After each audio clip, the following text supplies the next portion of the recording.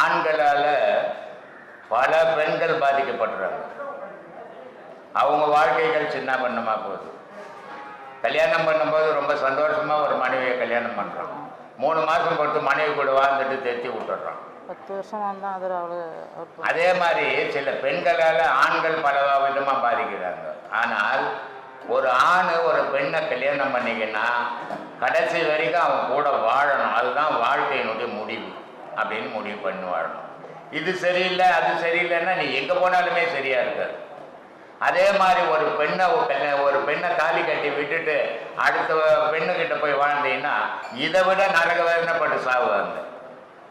வாழ்க்கைன்றது ஒரு ஆணும் பெண்ணும் இணைஞ்சு வாழக்கூடியது.